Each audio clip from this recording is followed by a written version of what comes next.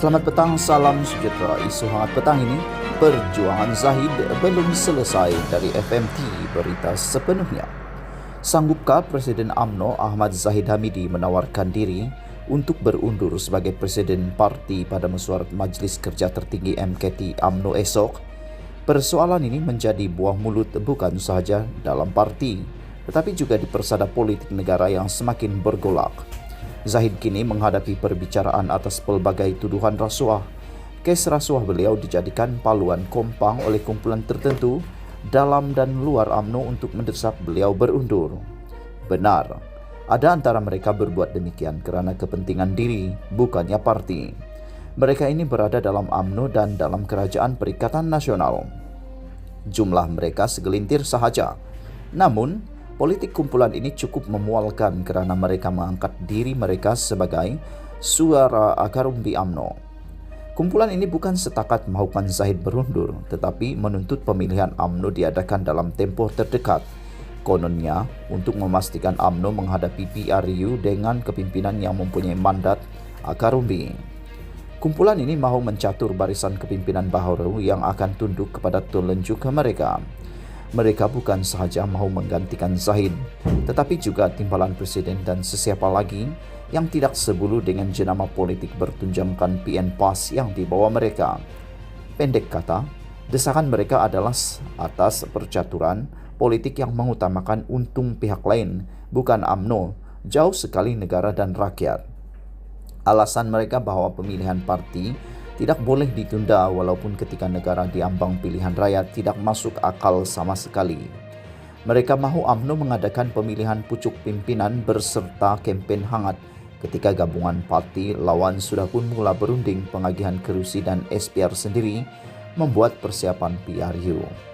Niat mereka ini jelas mengkucar-kacirkan UMNO sebaik mungkin untuk pihak luar menjaringkan gol terbuka dan membenamkan UMNO pada PRU 15. Zahid sudah pun membaca strategi ini sejak awal dan tidak segan silu untuk menyerang mereka, baik semasa Perhimpunan Agung UMNO lalu atau menerusi media sosialnya. Namun, angkara kumpulan ini tidak boleh memadam keperluan Zahid untuk mempertimbang kelebihan atau advantage yang bakal diperoleh UMNO jika beliau berundur dan orang lain dijadikan Panglima Perang Utama Parti pada PRU 15. Panglima baharu itu sudah pun tersedia tanpa mengadakan pemilihan buat masa ini, yaitu timbalan beliau Muhammad Hassan.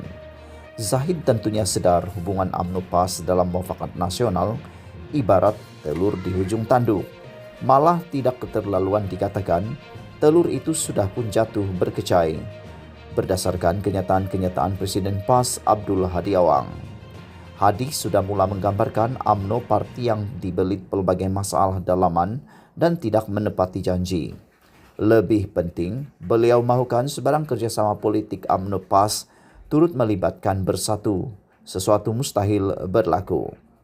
Justru ibarat pinggan tak retak, nasi tak dingin, UMNO harus menerima hakikat bahawa lambat laun PAS akan menyertai bersatu dan Dr. Mahathir Mohamad dalam menggunakan kluster mahkamah untuk menyerang Zahid dan UMNO secara keseluruhan sebagai parti yang pemimpinnya dibelit tuduhan rasuah.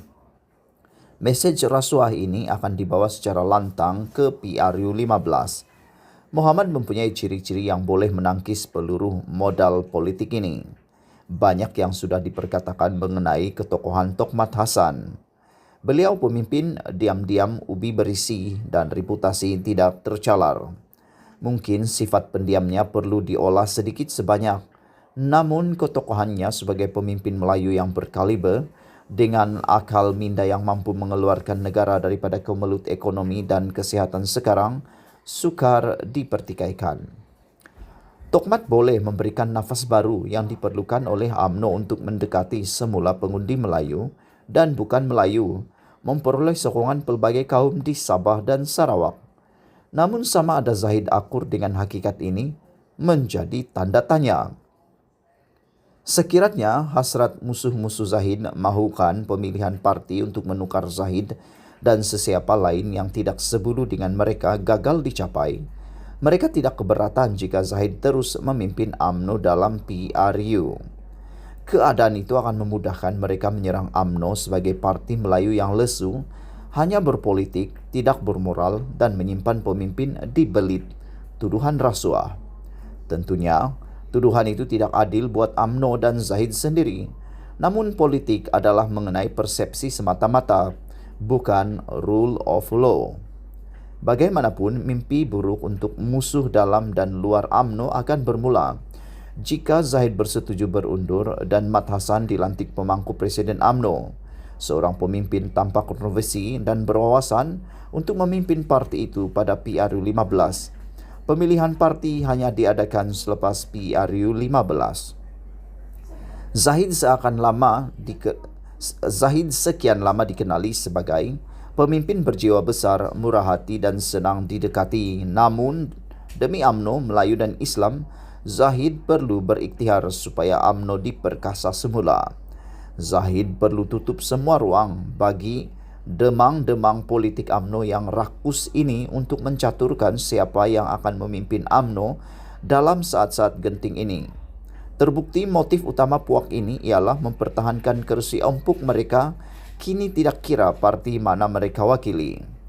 Adalah bijaksana jika Zahid bercuti sementara daripada memberi laluan kepada puak yang semakin luntur kasih mereka kepada UMNO, memimpin UMNO ke arah kemusnahan total dalam PRU 15. Esok, hari penting untuk memperoleh petanda sama ada nilai-nilai luhur Zahid itu akan terpancar apabila beliau dan MKT membincangkan masa depan UMNO dalam menuju ke gelanggang PRU 15. Dipetik daripada FMT. Sekian isu hangat pagi ini. Jangan lupa tekan butang subscribe dan kita jumpa lagi. Bye-bye.